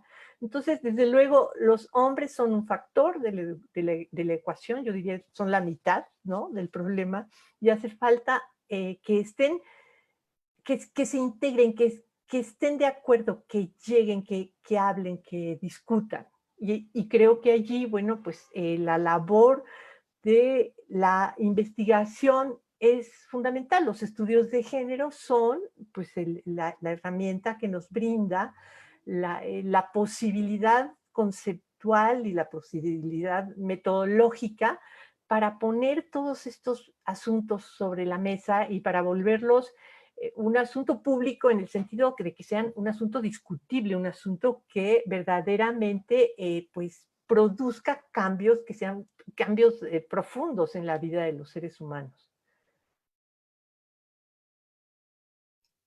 Gracias, doctora Hortensia. No sé si la doctora Ana iba a comentar algo respecto a este punto. Sí, gracias, Alejandra. Efectivamente, la transformación de las relaciones de género no se puede producir si en este proceso no se incorporan los hombres, ¿no? Desde distintos lugares, además, ¿no? Y si no trabajamos seriamente el tema de las masculinidades, ¿no? Porque como dice Rita Segato, hay una serie de mandatos de la masculinidad hegemónica, ¿no?, que tienen que ver con esto que comentaba Hortensia sobre la sensación de superioridad de los hombres, de su fuerza, de su agresividad, de su violencia. Son todos componentes de esta masculinidad hegemónica que hay que ir transformando culturalmente y desde mi punto de vista también en la configuración de las identidades de género, ¿no? Pensemos que las transformaciones que requiere el mundo en temas de género están ancladas en lo cultural, en lo social, en lo estructural, en las instituciones, en las organizaciones, pero también en lo individual, también en las subjetividades, ¿no? Cómo se conforman o cómo se configuran las identidades de género en niñas y en niños también es un elemento fundamental para ir transformando estas relaciones jerárquicas y de subordinación que hay entre mujeres y hombres. Y para el CIEC, sin duda es un tema fundamental, tan fundamental que tenemos una línea de investigación sobre masculinidades. Tenemos a un investigador en esa línea de investigación trabajando además las masculinidades universitarias, ¿no? Porque nos interesa incidir de manera directa en la vida de las comunidades universitarias y sobre todo de la UNAM. Entonces, sin duda, yo coincido con que el tema de las masculinidades debe ser central también, como muchos otros, porque los estudios de género son un campo muy amplio que abordan muchas temáticas desde distintas disciplinas además, pero las masculinidades sin duda son un tema muy importante para continuar este proceso de transformación cultural. Muchas gracias, doctora Ana. Rubén. Y algo muy breve. Sobre el tema de las violencias de menor intensidad, quizás solamente hacer una pequeña reflexión. En la literatura anglo hay un concepto que es el concepto de continuum de violencia, y creo que a veces es muy importante tomar en cuenta que estas violencias que, digamos, en nuestras estadísticas aparecen como disociadas, en la práctica, en la vida cotidiana, no necesariamente están desconectadas, incluso pueden ser sucesivas una tras otra y formar parte de la cotidianidad. Entonces, tratamos de tener mucho cuidado a la hora de interpretar estas violencias, como también ya lo mencionaba Araceli, no solo porque no sabemos exactamente su contenido, sino también porque en sus sociodinámicas, la verdad es que hay un nivel de complejidad muy grande. O sea, una mujer, un cuerpo feminizado puede salir a la calle y recibir estas violencias que tomamos como de menor intensidad, incluso en la universidad, una hora, otra hora, otra hora, otra hora, durante un mismo día. Entonces, el concepto de continuum nos hace ver que eso, digamos, tomadas como violencias aisladas, pues se ven como menores, pero tomadas como parte de un proceso de vida y un proceso de estar en la sociedad, pierden esa menor gravedad y se vuelven bastante importantes. Y también comentar que la idea de continuum ayuda mucho también a perder la idea de que todas las violencias se van gradando hasta convertirse en la peor de las violencias, porque hay muchas posibilidades. Hay violencias graves que ocurren sin avisar, hay otras que se quedan a ese nivel y hay otras que se van hilando. Entonces creo que el desafío analítico es entender que no hay una sola forma de derivación de las violencias y que tenemos que entender todas sus posibilidades. Y respecto al tema del trabajo con hombres, solamente decirles que en la UNAM, desde la Coordinación para la Igualdad de Género, ya creamos un programa integral de trabajo con hombres para toda la universidad, para los 3 sectores. Ya estamos en fase de un diseño de modelo de intervención con enfoque comunitario para los hombres. Y dentro de las muchas cosas que vamos a hacer, en el marco de estos 16 días de activismo, el 4 de diciembre vamos a hacer una ronda de hombres, involucrando a la mayor cantidad posible de hombres de diferentes sectores, tanto de la universidad como de otros espacios, para que hagan 2 cosas. Se pronuncien respecto a la violencia porque es un acto de responsabilidad que tiene que ver con el mandato de la masculinidad, y por otra parte a que se comprometan a renunciar a ella, ¿no? Entonces estamos buscando involucrarlos en las políticas institucionales. Es difícil, pero estamos en camino. Muchas gracias, Rubén. Voy a leerles un par de comentarios. Todavía nos da tiempo de también un par de preguntas para después ir cerrando. Aquí tenemos un comentario de Andrea Chan que nos dice que es muy cierto y triste lo que comenta la doctora Araceli. Pareciera que ningún espacio es seguro para las mujeres, ni siquiera el privado en el que constantemente nos quieren dejar. Jazz Rico nos dice que tendría que haber una red interuniversitaria y aquí van las preguntas que tenemos. Diego Campos pregunta: ¿qué medidas se podrían tomar para ayudar a reducir estos tipos de violencia de género durante estos tiempos? ¿Cómo podríamos implementar estrategias o acciones de solidaridad y apoyo durante el confinamiento? Excelente conversatorio, muchas gracias por compartir. Y tenemos otra pregunta, dice Carmen Hernández: ¿tendrán ustedes alguna intervención para la disminución de estas cifras de violencia psicológica? Cecilia Fumarola pregunta: ¿hay alguna sistematización de violencia de género sobre estudiante, mujer, discapacidad y violencia de género? ¿Quién quiere empezar? Edith, te escuchamos. Gracias.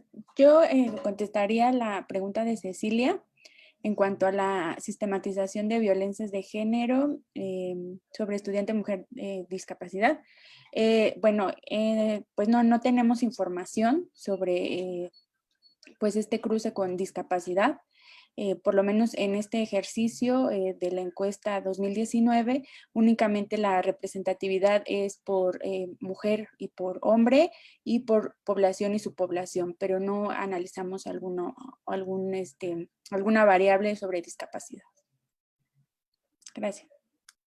Gracias, Edith. Rubén, te escuchamos. Sí, muy breve. A mí me parece que una de las formas más importantes para prevenir en los contextos universitarios, aunque parezca como contrario, es atender los casos de violencia, porque en un mundo impune, en un mundo cuando ocurre violencia y eso no tiene ninguna consecuencia, pues se crean condiciones de confianza para que sigan ocurriendo las violencias. Hay un documental muy importante que se hizo en Estados Unidos sobre violación sexual en las universidades, que se llama The Hunting Ground, y a mí me impactó mucho que uno de los datos que presentaban es el número de violaciones sexuales o agresiones sexuales que habían cometido los agresores sexuales. O sea, en el historial de agresiones sexuales, los hombres procesados o sancionados tenían más de una agresión sexual, o sea, entre pocos hombres agresores habían cometido muchas violencias, ¿no? Y creo que justo la atención debe de ser uno de los ejes fundamentales de cualquier espacio institucional, incluidas las universidades, para prevenir la violencia. Y por otro lado, pues sí hay que trabajar fuertemente con los sectores universitarios a través de procesos de sensibilización y de capacitación que hemos venido realizando. Quizás lo que nos ha faltado fortalecer es el enfoque comunitario. A veces pensamos a los procesos de igualdad de género como asuntos de transformación individual, como que cada persona tiene que ver cómo le hace para lograrlo, lo cual, digamos, es una dimensión importante, pero se nos olvida reforzar el enfoque de comunidad, el enfoque del amor a la comunidad y del autocuidado a la comunidad. Entonces, lo que ahora estamos tratando de probar, a ver qué tanto nos funciona, es repensar la idea de la violencia de género no como un fenómeno de desigualdad entre particulares, sino como un proceso estructural, que las comunidades tengan conciencia de eso y que se involucren participativamente en esa resolución de desigualdades, involucrando también el replanteamiento de los mandatos a las mujeres de la feminidad y a los hombres de la masculinidad, para enfocar en las mujeres el tema del autocuidado y la reducción de riesgos, y en el caso de los hombres, el tema de la toma de responsabilidad de sus violencias, la renuncia a los privilegios y la responsabilización frente a sus violencias, ¿no? Entonces creo que implica un trabajo de transformación subjetiva muy fuerte, y pues por eso nos hemos tardado tanto, pero esperemos que ya no siga ocurriendo. Rubén, muchas gracias. Antes de que participe alguien más, te preguntan si podrías repetir el nombre del documental. Sí, The Hunting Ground, como el terreno de cacería. Ok, ahorita lo posteamos también en las redes sociales. Muchas gracias. Le damos la palabra a la doctora Ana Buquet. Sí, yo para referirme a la pregunta sobre qué medidas se pueden tomar para reducir el fenómeno de violencia en pandemia, yo creo que la violencia contra las mujeres en todos los espacios, ¿no? Porque hablamos por un lado del espacio universitario, pero por otro lado de los hogares, ¿no? Pero la violencia contra las mujeres ocurre en todos los ámbitos sociales.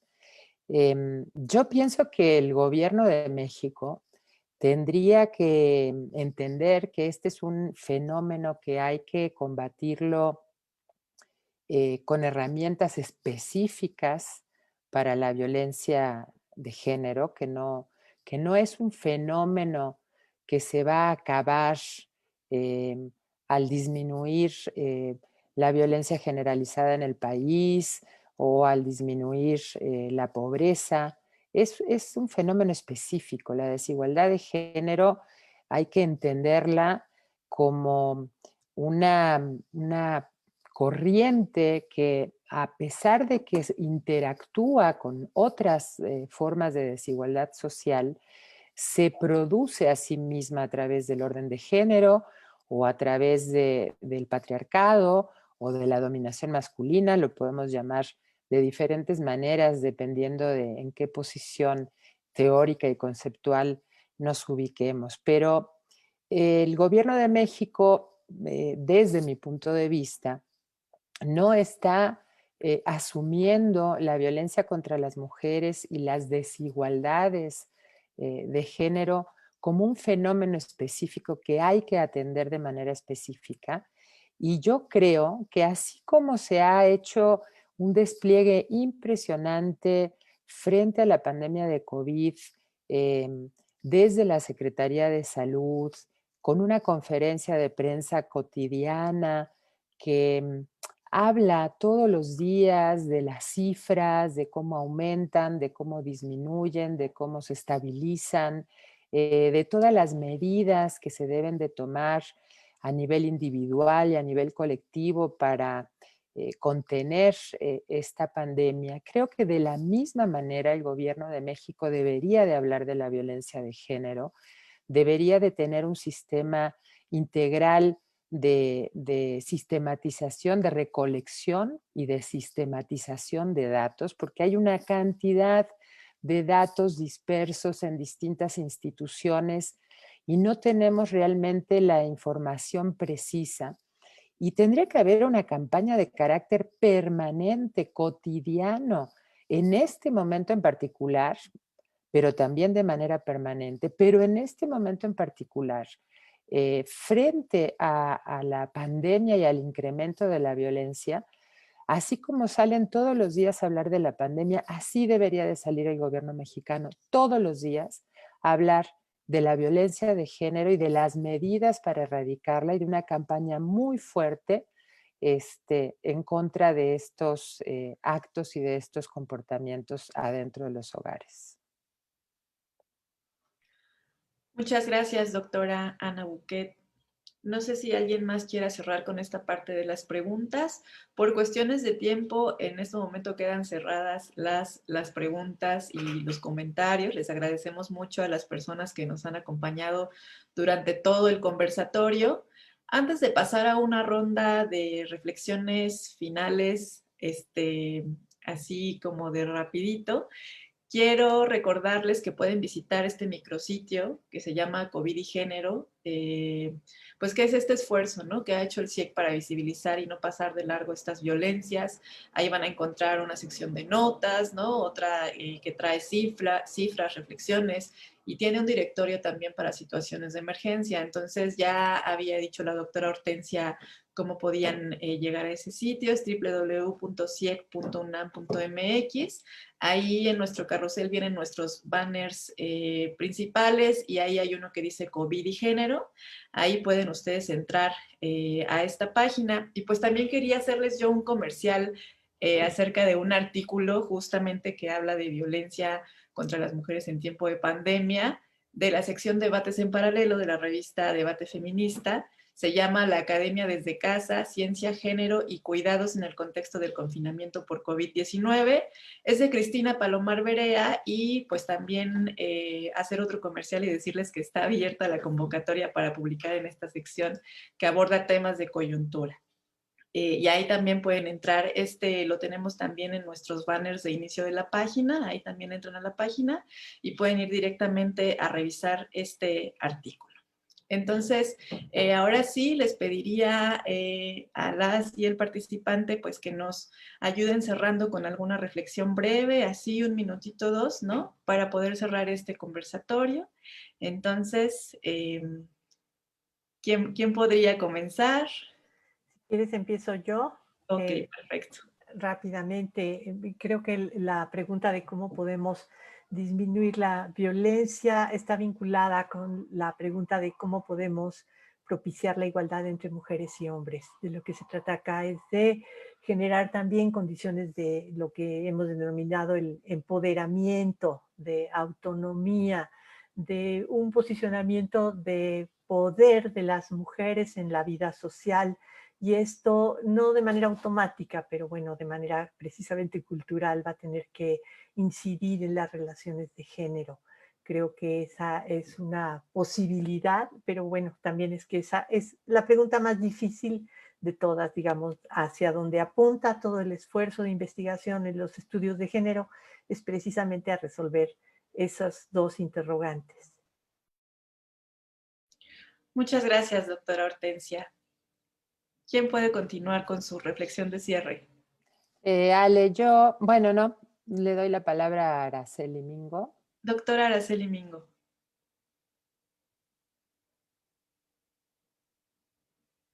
Tu micrófono está... El micrófono. Listo. Algo que desde hace tiempo me preocupa muchísimo, como entender, estudiar a profundidad, creo que es una de las tareas que tenemos enfrente, que es el papel de la institución, ¿sí?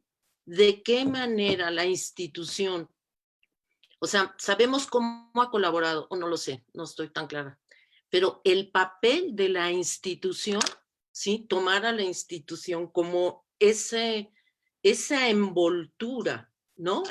Esa envoltura en donde ocurren todos estos comportamientos, ¿sí?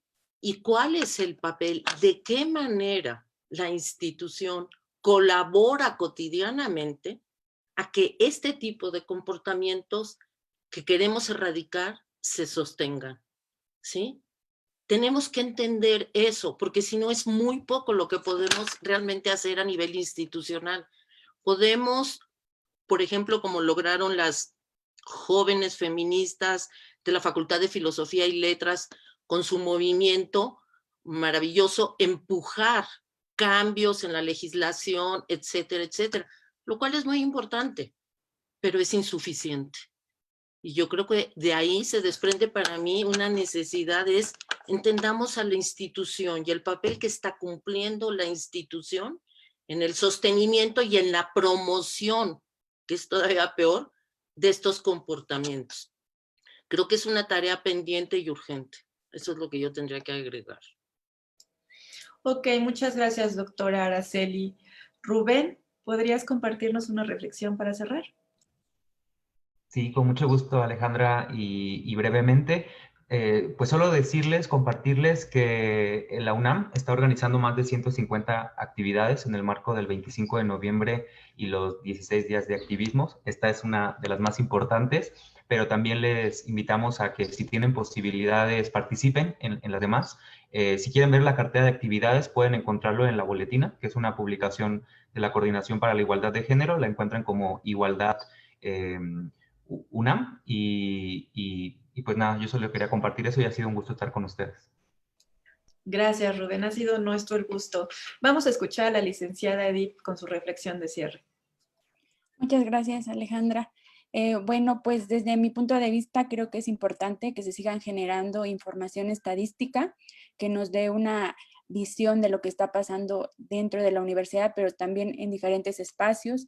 En esta presentación pudimos ver qué pasaba durante la pandemia, pero dentro de los hogares, pero también con algunos otros ejercicios hemos visto que perdura la violencia pues en las universidades, ¿no? Entonces, bueno, pues desde el CIEC seguiremos trabajando esta información y les invitamos a que pues visiten el micrositio, Tendencias de Género y también pues la página del CIEC.